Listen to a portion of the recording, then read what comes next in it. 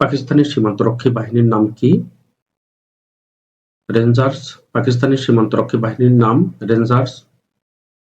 সম্প্রতি কোন দেশ বাংলাদেশী নাগরিকদের জন্য চিকিৎসা সুবিধামূলক গ্রিন চ্যানেল ভিসা চালু করেছে? চীন।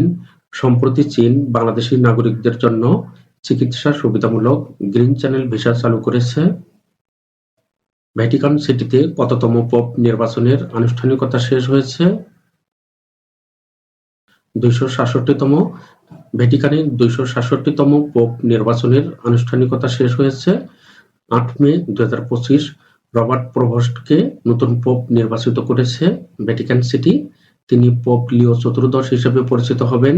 এটি পরীক্ষার জন্য খুবই গুরুত্বপূর্ণ। পোপ লিও চতুর্দশ এই প্রথম একজন আমেরিকান পোপ নির্বাচিত হলেন। পোপ লিও চতুর্দশ কোন দেশের নাগরিক? একজন আমেরিকান নাগরিক, অর্থাৎ মার্কিন যুক্তরাষ্ট্র।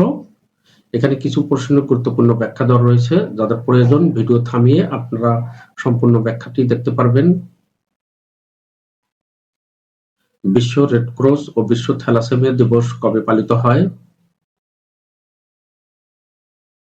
8 মে। বিশ্ব রেড ক্রস ও বিশ্ব থ্যালাসেমিয়া দিবস প্রতি বছর 8 মে পালিত হয়। সর্বশেষ কত তারিখে সিন্ধু পানি চুক্তি স্থগিত করা হয়? 23 এপ্রিল 2025। সর্বশেষ 23 এপ্রিল 2025 তারিখে সিন্ধু পানি চুক্তি স্থগিত করা হয়।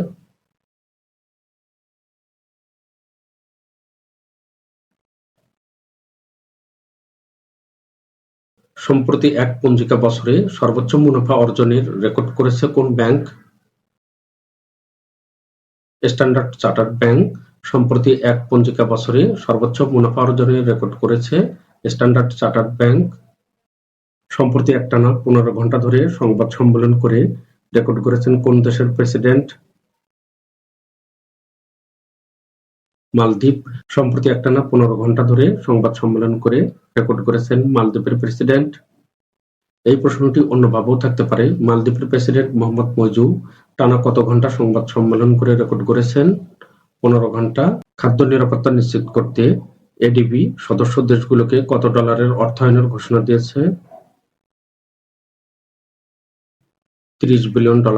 খাদ্য নিরাপত্তা নিশ্চিত করতে এডিবি সদস্য দেশগুলোকে $30 বিলিয়ন অর্থায়নের ঘোষণা দিয়েছে। সম্প্রতি ইউরোপীয় বিনিয়োগ ব্যাংক বাংলাদেশের নবায়নযোগ্য জ্বালানি প্রকল্প বাস্তবায়নে কি পরিমাণ ঋণ সহায়তা দিয়েছে? 35 কোটি ইউরো।